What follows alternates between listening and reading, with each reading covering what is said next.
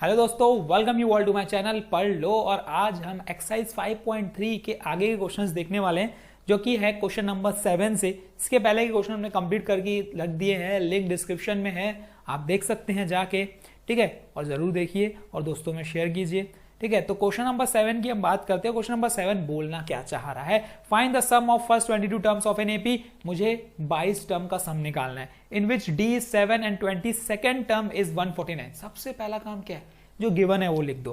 जो गिवन है वो मुझे क्या दिख रहा है, एक डी दिख रहा है, d इज इक्वल्स टू 7, और दूसरा मुझे A22 दिख रहा है, जो कि है 149। तो जिसका फॉर्मूला पता है यार वो लगा लेते हैं, जो गिवन है, जैसे कि A22, ठीक है। तो A22 इज इक्वल्स टू 149, तो ये हो जाएगा A plus 21D is equals to कितना, 149। और A की वैल्यू पता है नहीं, तो D की वैल्यू तो पता है ना, लगा देते हैं। A plus 21 into 7 equals to 149।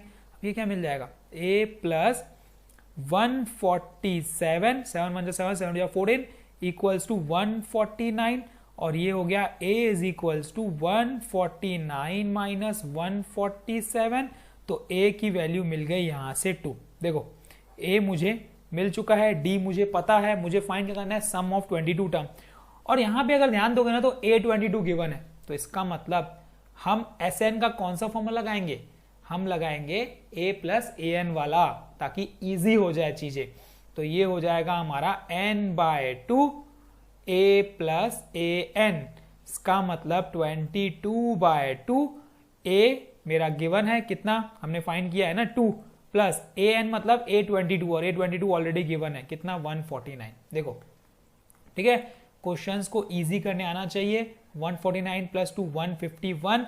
अब यहां पे भी एक ट्रिक लगने वाली है, जो वैदिक मैथ्स में मैं आपको जरूर बताऊंगा, मल्टीप्लीकेशन विद 11 की। अगर मुझे किसी भी नंबर को, कितना भी बड़ा नंबर आ जाए, अगर मुझे 11 से मल्टीप्लाई करना है ना, तो उसको करने का बहुत ही आसान तरीका है। क्या कह रहा है, देखो बता देता हूं आपको, यहां पे भी और वहां पे भी बताऊंगा।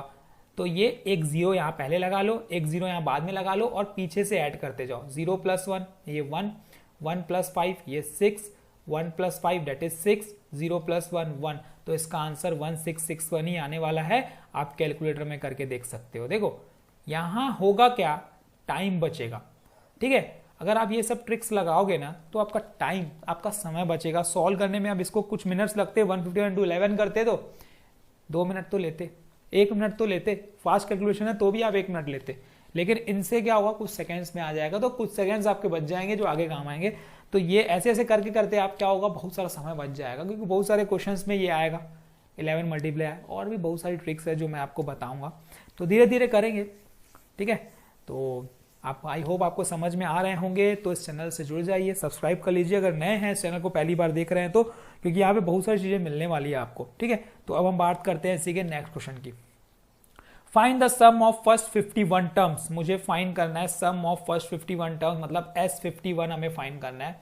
Who second and third term is given. Second term मतलब A2 दिया हुआ है 14, और A3 दिया हुआ है 18, ठीक। तो मैं क्या करूंगा, मैं सिंपल सा कॉन्सेप्ट लगा लेता हूं। A2 क्या होता है, A plus D equals to 14, ठीक है, और A plus 2D equals to 18। देखो एक तरीका तो ये है, डायरेक्ट इसको यूज करो, फॉर्मूले में पुट करो, एलिमिनेशन मेथड लगाओ, A और D निकालो और सॉल्व कर दो। एक मेथड ये है। लेकिन अगर मैं थोड़ा सा स्मार्टली वर्क करूं, तो मुझे पता है कि 2 कॉन्जिक्यूटिव टर्म्स, जैसे कि A1, A2 और A3, अगर ये सीरीज AP में है, तो मुझे पता है कि D कैसे निकालते हैं। A2 माइनस A1, ये हो गया ना, A2 माइनस A1, ये D होता है ना। वैसे ही D A3 माइनस A2 भी तो होता है, वैसे ही D A4 माइनस A3 भी तो होता है ना बच्चों। तो अब मुझे सेकेंड टर्म और थर्ड टर्म अगर गिवन है, तो मैं यहां से इजिली D निकाल सकता हूं। क्या, A3 माइनस A2 करके। तो ये मेरा मिल जाएगा 18 माइनस 14, तो D मिल गया मुझे कितना, 4। इतना इजिली D मिल गया ना हमें। देखो अब हम क्या करते हैं, दोनों में से एक, या इक्वेशन नंबर 1 थी या 2 थी, किसी में भी जिसमें आपको इजी लगता है पुट कर दो, इसमें कर लेते हैं। तो ये मिल जाएगा मेरा A plus 4 is equals to 14। तो a मिल गया मुझे 10, 14 माइनस 4 करके तो 10 मिल गया। अब आपको a भी मिल गया, d भी मिल गया। अब निकालना क्या है, निकालना मुझे S51 है, तो लगा लेते हैं फॉर्मूला 51/2, 2 इंटू a मेरा 10 प्लस 51 माइनस 1 दैट इज 50 और d है मेरा 4। ठीक है, ये आ गया 51/2, ये हो जाएगा 20 प्लस 200, तो ये मिल गया मुझे 51/2 इंटू 220। अब ये 2 1 टाइम, ये 2 110 टाइम। देखो फिर आ गया यार मल्टीप्लीकेशन विद 11। देखो कितना बार यूज होता है मल्टीप्लीकेशन विद 11, बहुत जगह यूज होगा। देखो फिर से मैं वही ट्रिक लगाऊंगा आपके सामने और देखो कैसे सॉल्व होता है। क्या है, 510 है नंबर ना, मल्टीप्लीकेशन विद 11 करना है तो एक जीरो यहां लगा दिए, एक जीरो यहां लगा दिए। अब 0 प्लस 0 तो 0 ही होता है, 0 प्लस 1 ये 1 होता है, 1 प्लस 5 दैट इज 6 और 0 प्लस 5 दैट इज 5, तो 5610 इसका आंसर है 5610। ठीक है, कैलकुलेटर में करके देख लो और सॉल्व करके मैनुअली भी सॉल्व करके देख लो, यही आंसर आने वाला है।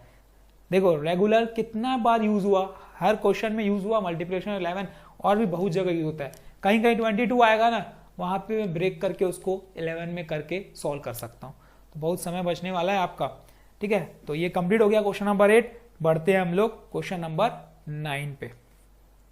If the sum of first 7 terms of AP is 49 and that of 17 term is 289, find the sum of first n term। देखो गिवन क्या है, sum of first 7 term, मतलब S7 हमारे पास गिवन है 49 और दूसरा S17 हमारे पास गिवन है 289।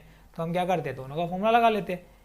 Sn का formula 7/2, 2a plus n minus 1 मतलब 7 minus 1, 6d is equals to 49। तो यहां से 2a प्लस 6d की वैल्यू क्या मिल जाएगी आपको, 49 इंटू 2 डिवाइड बाय 7। ये 7 1 टाइम, ये 7 7 टाइम। देखो सोचा ये करो कि अगर मैं इधर उधर चीजें ट्रांसफर कर रहा हूं तो कैंसल हो सकती है क्या। हम क्या करते हैं, पहले मल्टीप्लाई करते हैं। अक्सर बच्चे लोग यही गलती करते हैं, पहले मल्टीप्लाई कर देते हैं, उसके बाद ट्रांसफर करते हैं और उसके बाद कैंसल आउट करते हैं, जबकि प्रोसेस ये गलत है। प्रोसेस क्या होना चाहिए, पहले यही एक स्टेप आगे चलना है, आपको सोचना है कि अगर मैं इसको मल्टीप्लाई, अगर मैं इसको ट्रांसफर करता हूं तो ये कटेगा क्या, कैंसल आउट होगा क्या आगे वाले स्टेप में। तो एक स्टेप आगे का सोचना है। अगर ये सोचना सीख गए तो आपके लिए कैलकुलेशंस बहुत इजी होने वाली है। अब मैं चाहता तो 49 टू 2 डायरेक्ट 98/7 भी कर सकता था, फिर मैं सोचता यार 98/7 किससे कैंसिल होगा, फिर मैं डिवाइड करके देखता, टाइम वेस्ट करता। उससे अच्छा क्या है भाई, मुझे पता है कि 7 से डिविजिबल होगा, वहां जाएगा तो कटेगा, तो मैं मल्टीप्लाई क्यों करूं, डायरेक्ट 49 इंटू 2 डिवाइड बाय 7 कर दिया, तो 7 इंटू 7 इजिली कैंसिल आउट हो गया। कुछ टेबल्स ऐसी रहती है जो दिमाग में रटी हुई रहती है, लेकिन कुछ टेबल्स ऐसी रहती है जो बच्चे लोग को साइड में करना पड़ता है कैलकुलेशंस, है ना। सबके दिमाग में नहीं रहती है वो, लेकिन 7 की टेबल तो सबके दिमाग में रहती है। 1 to 10 तो सबके दिमाग में है, ठीक है, उतनी तो दिमाग में बैठी ही हुई है। तो उसके हिसाब से मैं बात कर रहा हूं, एकदम जो एकदम मैथमेटिक्स में वीक है उसके लिए मैं बात कर रहा हूं, ठीक। तो ये हो गया। अब हम और क्या कर सकते हैं, इन दोनों में से 2 कॉमन आउट ले सकते हैं, बिल्कुल ले सकते हैं। तो ये हो जाएगा हमारा a2 as a common factor, a plus 3d equals to 14। अब 2 इसके डिवाइड में लेके आ जाते हैं, तो a plus 3d equal to 7। ये इक्वेशन नंबर 1 मुझे यहां से मिल चुकी है, ठीक है। दूसरा S17 का formula 17/2, 2 into a plus 16d equals to 289। देखो यही सेम प्रोसेस यहां अपनाना है ना। बच्चे लोग क्या करेंगे, मल्टीप्लाई कर देंगे पहले, जो कि बहुत ही गड़बड़ है। एक तरीका और है करने का, क्या है देखो, 17/2 है, इन दोनों में से 2 एज अ कॉमन फैक्टर ले लेता हूं। ये चीज मैं वहां भी कर सकता था, a plus 8d equals to 289। अब यहां से ये 2 और ये 2 कैंसिल आउट हो जाएगा।